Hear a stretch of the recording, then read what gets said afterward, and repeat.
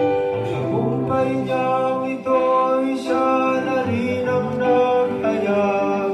Sa harap ng mga bansa'y nahayag ang pagliligtas.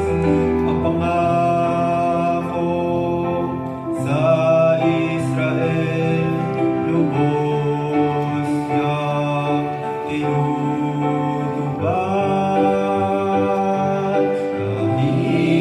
Minsan namamalas, tagumpay ng nagliligtas.